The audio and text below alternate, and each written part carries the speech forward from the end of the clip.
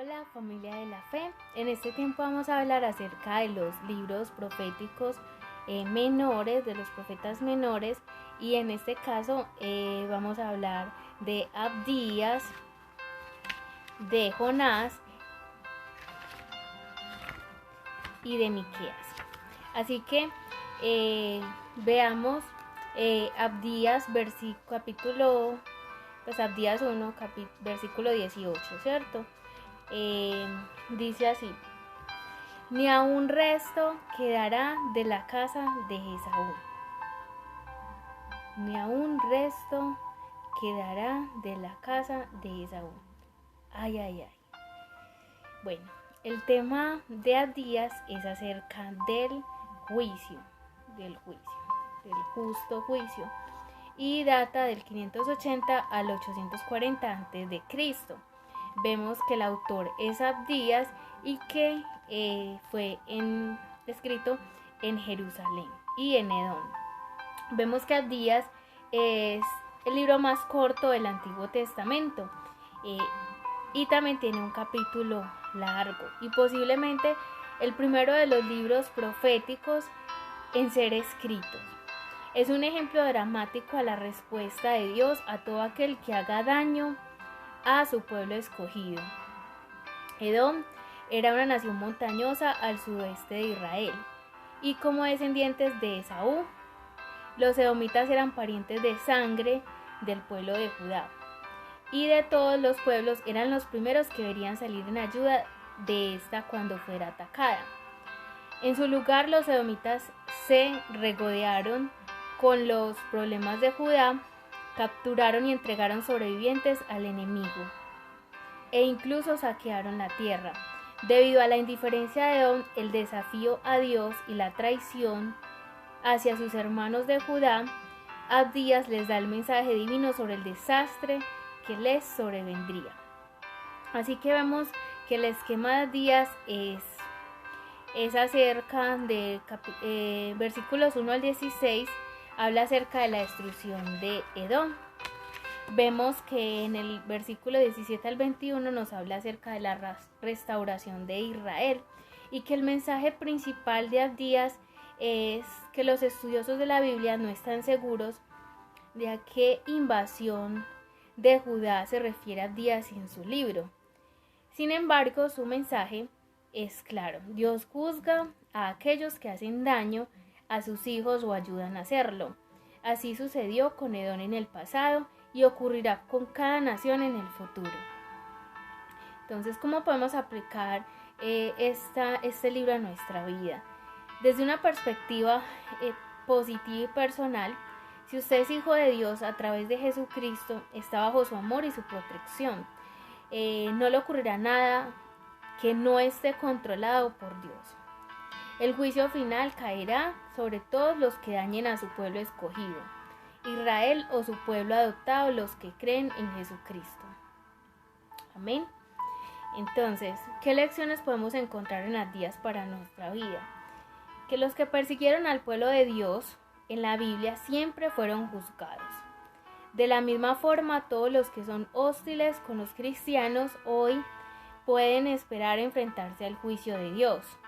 Cuando vea que se causa daño a algún cristiano, usted no debería empeorar la situación abandonándolo, sino que debería correr en su ayuda.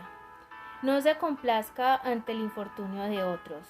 El orgullo y el egoísmo acarrean destrucción. Diga conmigo, ay, ay, ay. Así que, perdón. Bueno, continuemos al siguiente libro que es profético menor, que es Jonás, y veamos el capítulo 4 versículo 2. Dice así: sabía yo que tú eres Dios, clemente y piadoso, tardo en enojarte y de grande misericordia, y que te arrepientes del mal. Entonces, el tema principal es acerca de la clemencia de Dios para todos. Data del 780 al 750 a.C. Lo escribió Jonás y fue ubicado en Nínive. Vemos que Jonás es la autobiografía de un profeta reacio a hacerlo, que no quería predicar el arrepentimiento a los enemigos de Israel, los impíos asirios y su capital, Nínive. Pues yo me sonrío porque yo soy una que me identifico con Jonás, yo soy una Jonás 2. Pero bueno, continuemos. El Señor nos llene de su amor, de su misericordia cada día. El libro es inusual porque es el único del Antiguo Testamento cuyo mensaje exclusivo es para una nación gentil. Dios declara que quiere que su clemencia se extienda a los gentiles, además del pueblo del pacto. El mensaje de Jonás fue recibido con una casi inmediata respuesta de arrepentimiento demostrada con el ayuno y el comportamiento apenado. Como resultado, la ciudad de 600,000 habitantes se salvó. Este libro también me encanta porque Jonás es uno de los profetas y de los predicadores tremendos de la palabra, que me impacta mucho cómo recorrió una ciudad en 3 días y que toda esa ciudad se salvó, y que fue una ciudad que la verdad tenían poco de Dios, estaban alejados, estaban tremendamente perdidos, y el Señor en su amor y su misericordia envía a Jonás en esta misión por esta ciudad, y que le decía que cómo no va a tener misericordia de personas que no saben identificar su mano derecha de su mano izquierda. O sea, entonces es muy tremendo porque hoy en día hay muchas ciudades así, hay gente muy alejada de Dios, alejada totalmente, que ni siquiera sabe la magnitud de lo que esto significa.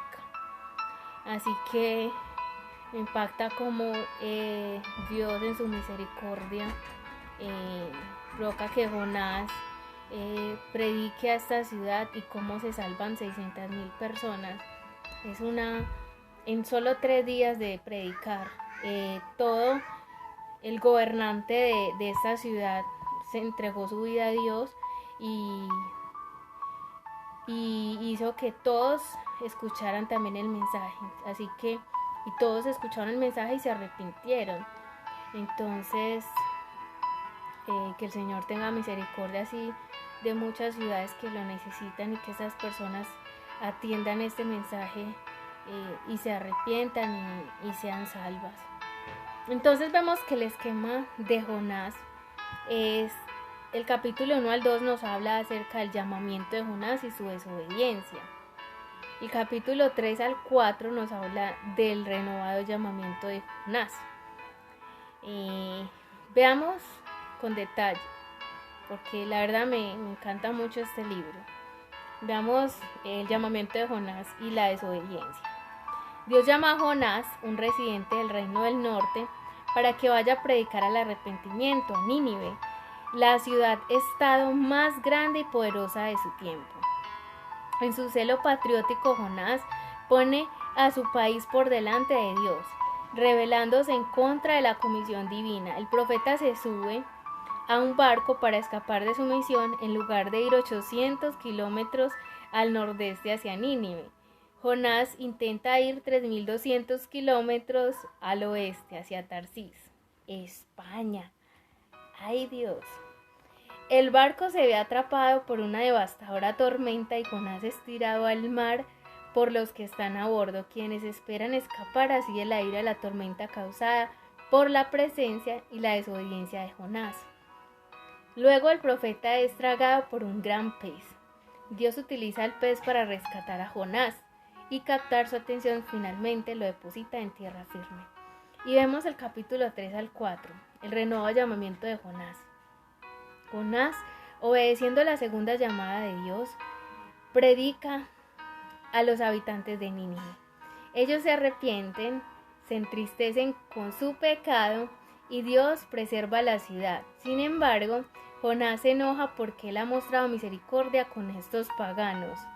Dios después deja que Jonás sepa que piensa ofrecer su gracia y misericordia a todos los pueblos. O sea, que no solamente Dios tiene misericordia o tuvo misericordia de este pueblo, sino de todas las ciudades, pueblos, etc. El mensaje principal de Jonás, ¿cuál es? ¿Cómo resonaría si Dios te pidiera que llevaras el mensaje del evangelio al peor enemigo de tu país? No sé, aquí, bueno, quiero nombrar, pero bueno, ya muchos tienen enemigos en el gobierno, les cae mal el presidente, Duque, Santos, la guerrilla, los paramilitares, no sé quién es el peor enemigo de su país. Ya conoce cuál fue la reacción de Jonás en su corazón. Sabía que nadie merecía el juicio más que los asirios. Era un pueblo impío, malvado y cruel. Y Jonás deseaba su destrucción. Sin embargo, al final, con la ayuda de Dios, el profeta fue a predicar su mensaje. De aquí a 40 días Nínive será destruida. Y a pesar del desagrado de Jonás, las personas respondieron. Después Dios se enfrentó al orgullo y a la falta de compasión de Jonás. Ay, ay, ay. ¿Ha sido usted alguna vez como Jonás? ¿Cómo podemos aplicar esto a nuestra vida?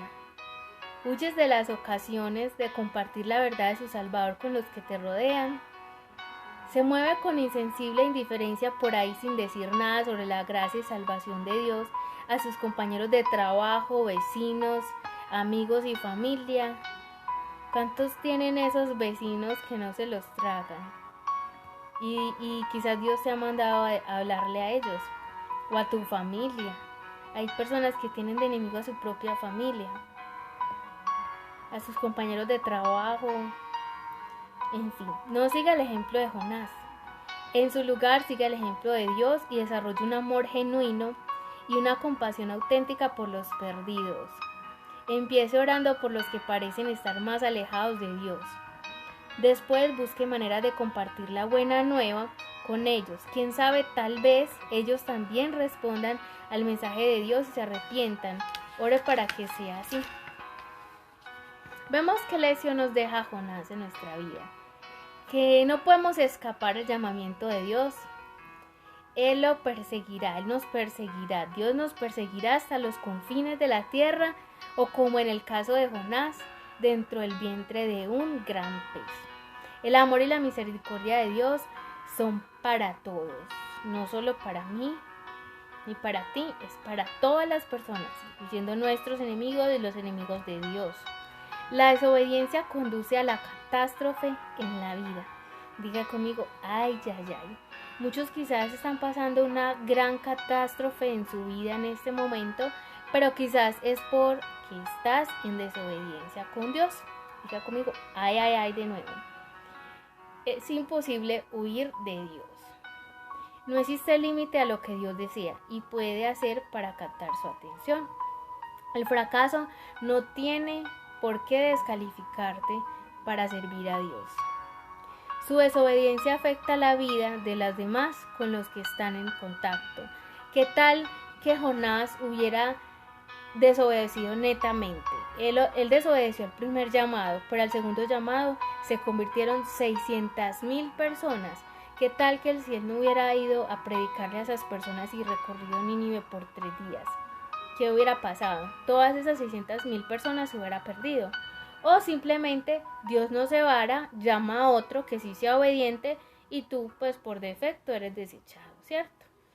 El nacionalismo, el patriotismo nunca debería interponerse en los planes de Dios. Entonces vemos el plan de Dios para nuestra vida. Vimos entonces, vamos a ver entonces ahora Miqueas 6, versículo 8. Y dice así: oh hombre, Él te ha declarado lo que es bueno. ¿Y qué pide Jehová de ti? Solamente hacer justicia y amar misericordia y humillarte ante tu Dios. Muy difícil eso que nos pide el Señor a nosotros. Dios nos ha dicho que es lo bueno, que es lo que Él quiere de nosotros. Y solamente son 3 cosas: hacer justicia, amar misericordiosamente, que es amar misericordiosamente. Misericordia es amor por el corazón miserable de otro. Es otra persona mala, malvada, que Dios nos pide que tengamos amor por el corazón miserable de esa persona y humillarnos ante nuestro Dios. Muy simple. Esos son los mandamientos de Dios. Humillarnos no significa hacer sacrificios, cosas así, o hacer cosas que quedemos humillados ante los demás, ¿no? O sea, humillarnos significa estar de rodillas, tener una actitud de adoración, de reverencia hacia Dios, estar en oración. Eso es lo que significa humillación.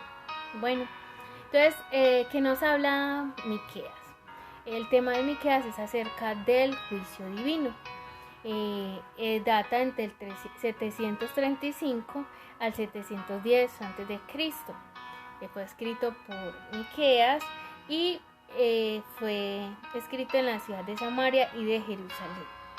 Vemos entonces que Miqueas, de forma similar a estos otros profetas como Osías y Amós, proclamó un mensaje de juicio a un pueblo que persistía en hacer el mal.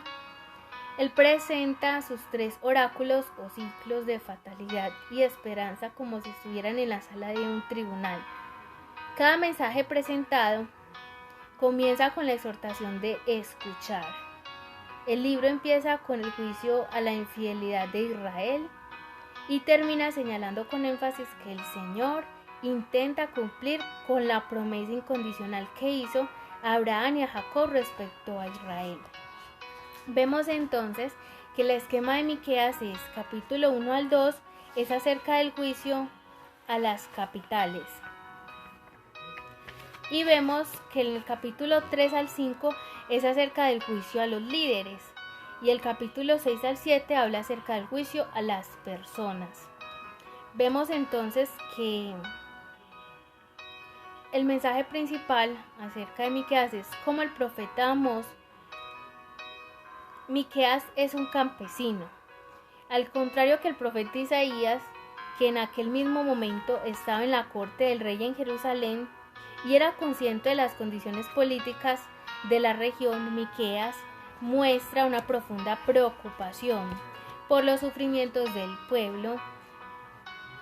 Miqueas defiende la causa de los pobres, cuando advierte a los líderes las consecuencias de su explotación debido a la corrupción de los ricos. El mensaje de Miqueas del juicio inminente no es demasiado popular. Yo creo que yo también soy una Miqueas. Me estoy identificando también con Miqueas. El mensaje de Miqueas del juicio inminente no es demasiado popular. También identificada totalmente. La preocupación del profeta se puede resumir en lo que Dios quiere ver en su pueblo: justicia y equidad atenuada por misericordia y compasión, como resultado de una relación humilde con el Señor y obediente a Él. Entonces, ¿cómo podemos aplicar personalmente el libro de Miqueas para nuestra vida? Miqueas resalta la relación inherente entre la auténtica espiritualidad y la ética social, o como describe Santiago en el Nuevo Testamento la relación entre la fe y las obras. La fe auténtica en Dios genera amabilidad, compasión, justicia y humildad. Usted puede complacer a Dios viviendo de una manera irreprochable. Diga conmigo, ay, ay, ay. Y alimentando estas cualidades en sus relaciones en el trabajo, la iglesia, con sus vecinos y con su familia. ¿Qué lecciones nos deja Miqueas para nuestra vida? Que Dios condena a los que oprimen a los pobres y se aprovechan de ellos.